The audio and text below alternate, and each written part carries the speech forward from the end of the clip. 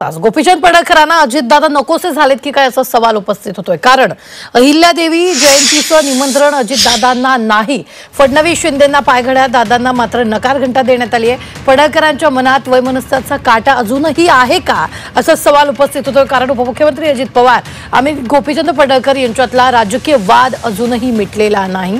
पुण्यातल्या धनगरीनाथ नावाच्या कार्यक्रमाला अजित पवारांना निमंत्रण देण्यात आलेलं नाही। फडणवीस आणि शिंदेंना पडळकरांनी आग्रहाचं निमंत्रण दिलं, पण अजित पवारांना आपण बोलवणार नाही अशी भूमिका पडळकरांनी घेतली।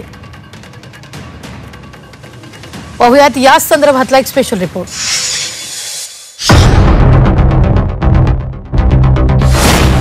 गोपीचंद पडळकरांना अजितदादा नकोसे।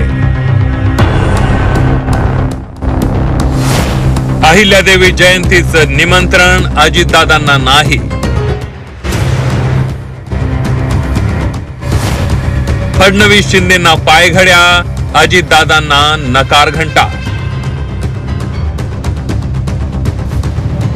भाजप आमदार गोपीचंद पडळकर आणि अजित पवारांमधील राजकीय वैमनस्य अजूनही संपलेलं नाहीये। पडळकर यांचा भाजप आणि अजित पवारांचा राष्ट्रवादी महायुतीत एकत्र असूनही पडळकरांच्या मनातली आढी काही कमी झालेली नाहीये। पुण्यश्लोक अहिल्यादेवी होळकरांच्या 300व्या जयंतीनिमित्त धनगरीनाथ हा कार्यक्रम पुण्यात आयोजित करण्यात आलाय। या कार्यक्रमासाठी गोपीचंद पडळकर आणि मुख्यमंत्री देवेंद्र फडणवीस आणि उपमुख्यमंत्री एकनाथ शिंदेंना बोलवलंय, पण पुण्याचे पालकमंत्री आणि उपमुख्यमंत्री अजित पवारांना मात्र निमंत्रण दिलेलं नाहीये। अजित पवारांना निमंत्रण देणार नसल्याचं गोपीचंद पडळकर यांनी ठामपणे सांगितलंय की अमित भाई आम्हाला अपेक्षित आहेत, माननीय देवाभाऊ आहेत, एकनाथ शिंदे साहेबांना मी या कार्यक्रमाचं निमंत्रण देणार आहे, माननीय बावनकुळे साहेब आहेत, रवींद्र चव्हाण साहेब आहेत, चंद्रकांत दादा आपले इथले मंत्री महोदय त्यांना आम्ही बोलवणार आहे, सांस्कृतिक मंत्री महोदयांना बोलवणार आहे आणि बाकीची काही असतील मंडळी त्यांना आम्ही त्यावेळेस निमंत्रण देऊ। नाही बोलवणार।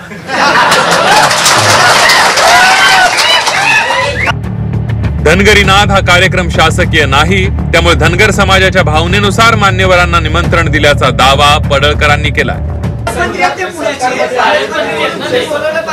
हा सरकारचा कार्यक्रम नाही, हा धनगरांचा कार्यक्रम आहे, धनगरांनी ठरवलेला कार्यक्रम आहे।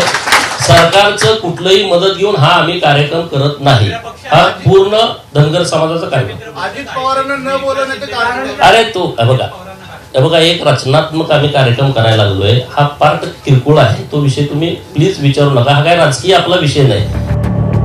गोपीचंद पडळकरांनी 2019 मध्ये अजित पवारांविरोधात निवडणूक लढवली होती, त्यात त्यांचा पराभव झाला होता। पवार घराण्याबाबत त्यांची टोकाची मतं अनेक वेळा त्यांनी जाहीर व्यासपीठावर बोलून दाखवली होती। शरद पवारांबाबतीतही त्यांनी जून 2020 मध्ये वादग्रस्त वक्तव्य केलं होतं। शरद पवार हे या महाराष्ट्राला लागलेला कोरोना आहे असं माझं मत आहे।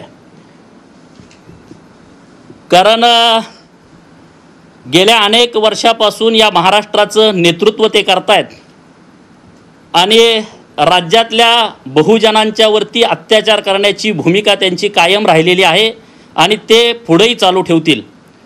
त्यांच्याकडं ना कुठली विचारधारा आहे, ना कुठला अजेंडा आहे, ना कुठलं व्हिजन आहे, फक्त छोट्या छोट्या समूह घटकांना भडकवायचं, आपल्या बाजूला करायचं आणि त्यांच्यावरतीच अन्याय करायची त्यांची भूमिका आहे। आणि मला वाटत नाही ते धनगर समाजाच्या आरक्षणाच्या बाबतीमध्ये पॉझिटिव्ह असतील। त्यांना फक्त धनगर समाजाच्या आरक्षणाचं राजकारण करायचं आहे। एकदा तर त्यांनी अजित पवार आणि शरद पवारांवरही तोंडसूक घेतल्याचं पाहायला मिळालं होतं। इकडे अजून भावी पंतप्रधान लाईनीमध्ये तोपर्यंत चिंतित, आणि म्हणून मी म्हटलं सभागृहामध्ये जर ह्यांची इच्छा पूर्ण करायची असेल तर 3 नवीन राज्य करावी लागतील, एक लवासा, दुसरं मगरपट्टा आणि तिसरी बारामती। बारामतीचा मुख्यमंत्री अजितदादाला केला पाहिजे, लवासाला सुप्रियाताईला आणि त्या जयंत पाटलाला मगरपट्ट्यात टाकला पाहिजे आणि या 3 राज्याचा मिळून एक देश करून माननीय साहेबांना एकदा पंतप्रधान करायचं। हा बिंडोक माणूस आहे, ह्याला मेंढराच्या डागणीनं डागून अक्कल येणार नाही, ह्याला खुरप्यातनं उलट्या खुरप्यानं डागावं लागेल, मग कुठंतरी सुधारेल असं मला वाटतंय। त्यामुळे तो काय म्हणतोय ह्याला मला फार महत्त्व द्यावं असं वाटत नाही। पवार अँड पवार ही नाटक कंपनी राज्यामध्ये गेल्या 30-40 वर्षापासून काम करते।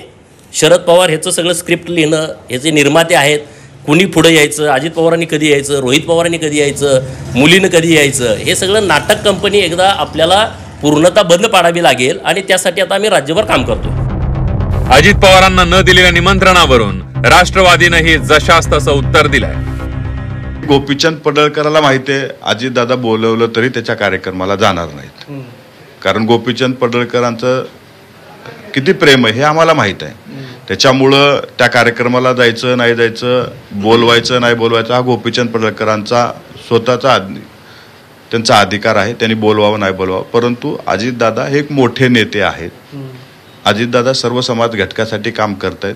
असे कोणतरी एक दोघं काही कार्यक्रमाला बोलवून त्यांचं महत्व कमी होणार नाही.